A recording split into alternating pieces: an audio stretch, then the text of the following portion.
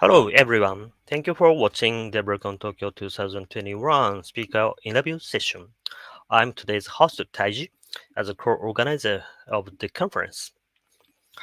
For the interview session, I'd like to introduce one of the awesome speakers and have chatting. It takes only 15 minutes. Please have a fun. Today's guest is Liz Moy. Please welcome Liz. Hey Hello. there. Hi. Thanks so much for having me. Yeah, how are you doing? I'm doing great. Yeah, good, I am good. based out of New York and it's finally starting to be like summer Mhm. here, which is great. Right, great, great. So, thank you for joining today. This purpose of this session is for the audiences to know you, and for more people to be interested in your session of DevRelCon Tokyo 2021. Right? At first, could you please introduce yourself, please? Not Yeah, only for absolutely. yeah, not only Mhm. for your business. You can talk about your hobbies or something as your private for the audiences to know you.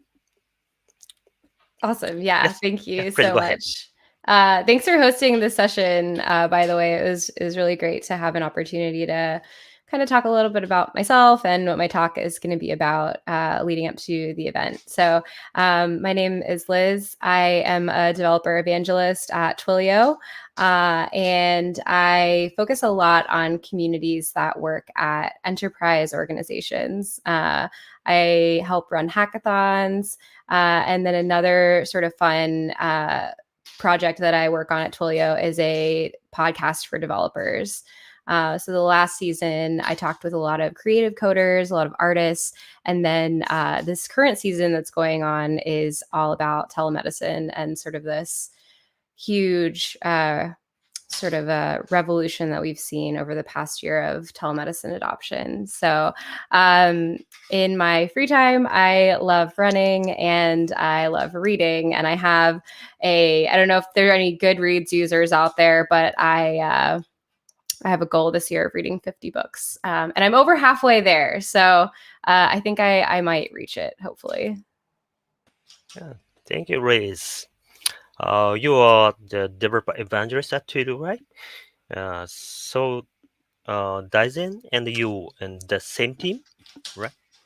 Yeah. Maybe as Yes, you he's know that. Yeah. wonderful. Right, Yeah, right. I love Dyson. Yeah, as you know that he is also the one co-organizer of this conference. So it's very we are happy to have the speakers from two speakers from Twilio. Yeah, you and Kevin, right? So great, great. I love. Yeah, actually, I love Twilio. Sometimes I make the application with the Twilio APIs. It's very interesting to call API. Yeah, so great, great, great, great service and great solution. I think. Yeah. That's Okay. awesome. What are some of the things that you've built with hmm Twilio or that you've integrated Twilio into? hmm Yeah. Okay. So next, I'd like to ask you about your talk. Your talk title is Strategies, Tech, and Tips for Delivering Memorable Virtual Demos. All right. Uh, could you please introduce your session abstract for the audiences, but no spoilers? I'll do my best not to Yeah. divulge any Yeah. spoilers. Yeah, I joined Twilio in February of 2020. So I actually distinctly remember I was on a work trip to London. We were planning an event with some folks over there, and everything started to change. The pandemic really was starting to really impact everyone globally, and from that point forward, all of the events that I have been working on have been virtual. And it was a very I like to look at it now as like it was a curious time. It was like, let's figure out how we can still make these events work. Let's figure out how we can make demos still really engaging. At Twilio, we sort of have this philosophy around doing demos that we want the developers to be a part of the story, right? Like we want them to be involved in the whole process and feel empowered when they walk away from the demo that they can go forward and build something using Twilio. So there was a ton of incredible work on my team. I feel like I learned so much from my teammates about ways to craft a really engaging demo and ways to still bring the developers into the story as we're doing it, even if it's over something like Zoom or another, video streaming service that one might use. So in the talk, I'm going to really just share a lot of the insights that I learned from actually building out the demo and structuring the way that you set it up, and also the technology that you can use, whether it's buying a DSLR camera that you can use with some sort of cam link, investing in a microphone, a little bit higher quality microphone so you sound really great, and improving your lighting setup as well. And we'll also actually, I'll kick off the session by doing a demo, and then we'll kind of do a feedback session. So if you want to come by and critique me, it's a good time to do that. Yeah, thank you very much to describe your session. And yes, as you know, I also think that the last year that we were under the crisis situation that was COVID-19, and we needed to shift to the every event to the online events. So as you said that online content is very important for developer advocate, developer evangelist as a developer roles.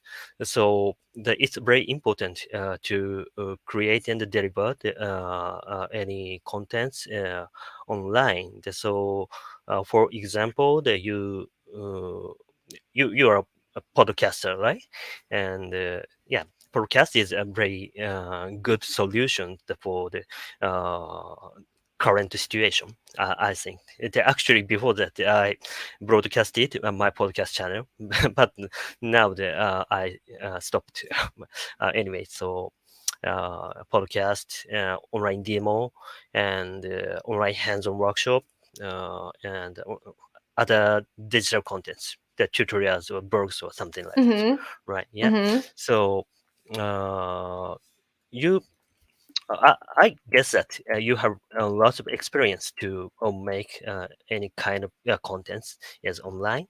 So I also be interested in the virtual demo, and but I'm not sure how differences between the physical and virtual for specifically software application.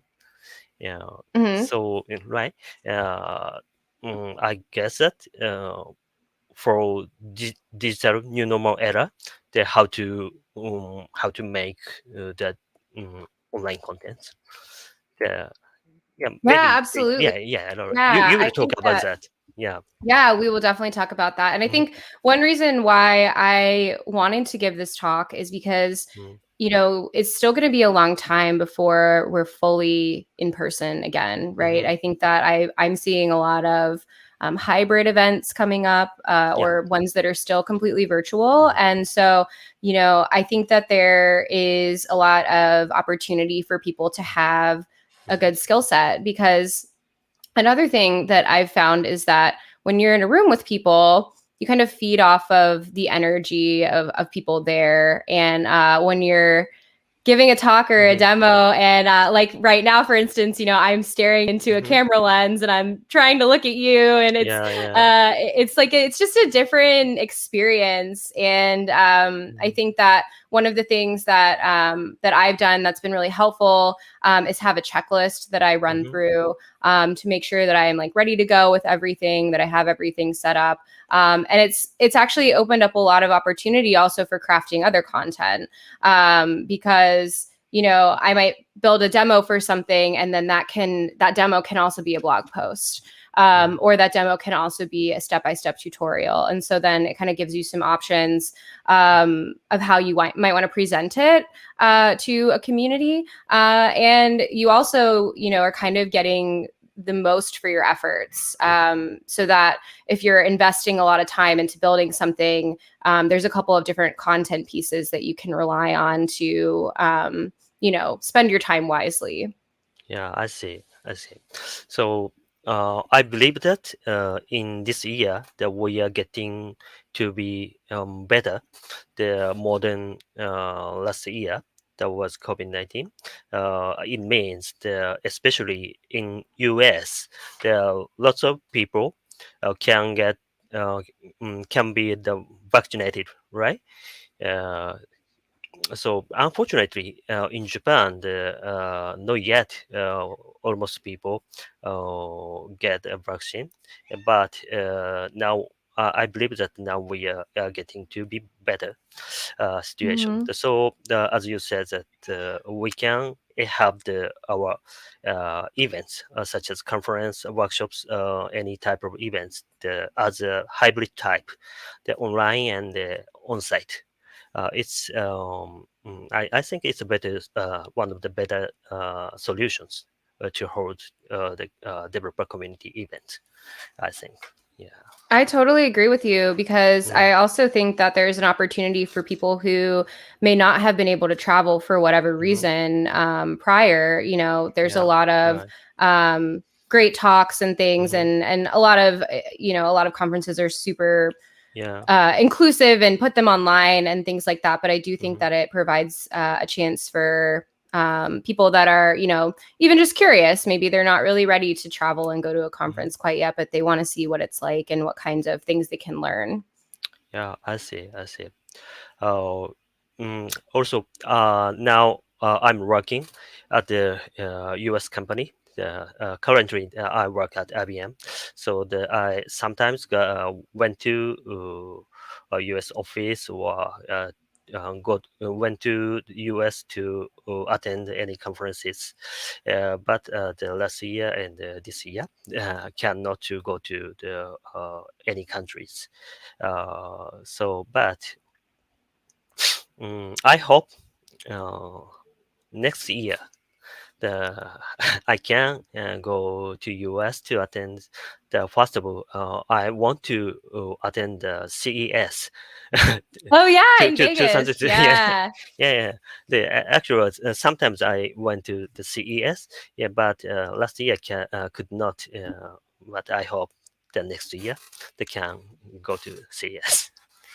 Oh, By I the way, hope you can yeah, too. yeah. Yeah, I feel similarly in that I went to Tokyo in hmm 2017, hmm and I just absolutely loved it. I was just Yeah. blown away by how hmm amazing your city is, and I cannot wait until it's safe hmm to go back and visit again and just Yeah. take it all Yeah. in.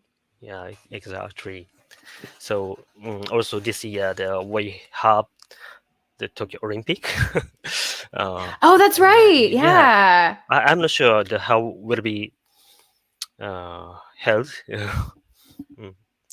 But Japan government said that we hold Tokyo Olympic this year. Yeah. I hope the uh, more people uh, uh, don't get the COVID-19 positive. Yeah, Yeah. right. Absolutely. Yeah, Yeah, safety is the most important yeah, thing. exactly. And I hmm do think it's also people are vaccinated, there's still concerns, and everybody has their own hmm levels of what they're comfortable with or not. So I think the fact that conferences are providing opportunities to hmm participate remotely is really Yeah, respectful of just everyone's comfort levels. yeah, right. Yeah, exactly. Right. So, you have a great career, developer relations. So I strongly recommend every developer guy should attend your session on the day. Yeah. Okay, so actually, we have the 15 minutes, and that time's up. If no more topics you have, I would like to bring this session to a close. Is it okay? Yeah. Absolutely. The one All right. last thing that I'll say is that Mm-hmm. I did this talk internally at Twilio for Mm-hmm. some engineers that do a lot of Yeah. demoing and presenting, and afterwards, several of them were like, "I have a demo later today, and I'm going to use some of the things that I Mm-hmm. learned in this talk." So I Yeah. really do hope that it's something that everybody can walk away from with a really tangible thing that they can try out in their own talks and demos. Great. Great. Okay, let's thank you for your time again. And I Thank hope you, you. yeah, thank you. I hope you also will enjoy DevRelCon Tokyo 2021 with us. Right? Okay, see you again. Bye. Bye. Thank you very much, everyone.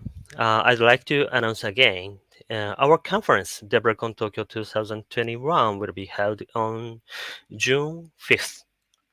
Please save that date. Thank you again. See you at the conference. Bye for now.